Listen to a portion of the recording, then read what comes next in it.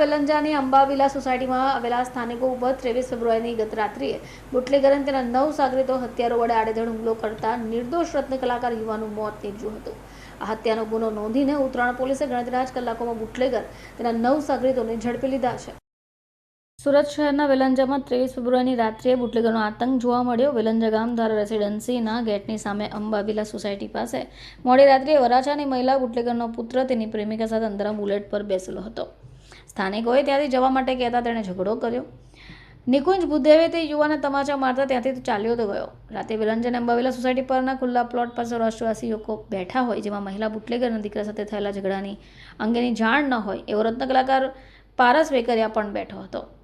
ઘાતક હત્યારો સાથે 8 થી 10 જેટલા અસામાજિક તત્વો ટોળામાં પહોંચી ગયા અને યુવક પર હુમલો બોલાવતા 22 વર્ષીય રત્ન કલાકાર પારસ પ્રતાપભાઈ વેકરિયા, ગોપાલ કાસોટિયા, વિપુલ કાસોટિયા, રુદ્ર નાથાણી અને નીરુને ઈજા પહોંચાડી। પારસ વેકરિયાની છાતી પર હુમલો જીવલેણ ઘા ઝીંકાતા તેનું સ્થળ પર જ મોત નીપજી ગયું।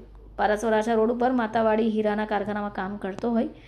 બનાવ બાદ ઉત્તરાયણ પોલીસે ફરિયાદ અનુસાર ગુનો દાખલ કરીને તપાસ શરૂ કરી છે। પોલીસના જણાવ્યા મુજબ નિકુંજ બુદેવ નામના યુવકે લાલુને લાફો માર્યો હોય જેની અદાવતમાં આ જીવલેણ હુમલો થયાની પ્રાથમિક તપાસ મળી રહી છે। કાપોદ્રામાં નામચીન દિલીપને ટોળકીનો રામુ ગોધરા 6 માસ અગાઉ હત્યાની કોશિશના ગુના હેઠળ પણ ઝડપાયો હતો।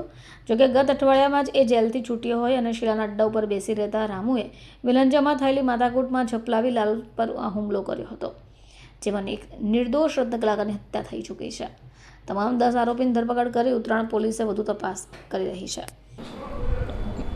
ગઈકાલે રાત્રે ઉત્તરાયણ પોલીસ સ્ટેશનમાં વેલંજા વિસ્તાર આવેલો છે, એમાં એક હત્યાનો બનાવ બનેલો છે। એમાં બીજા 3 લોકોને પણ ઈજા થયેલી છે।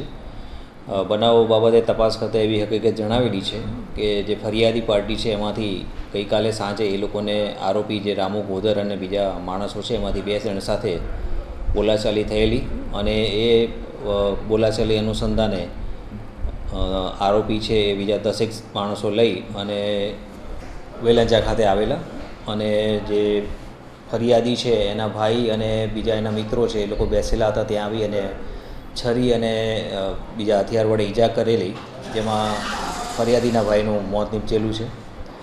બનાવ અનુસંધાને 10 જેટલા માણસો છે આઈડેન્ટિફાઈ કરવામાં આવેલા છે અને એમને ગુનાના કામે ધરપકડ કરવામાં આવેલી છે।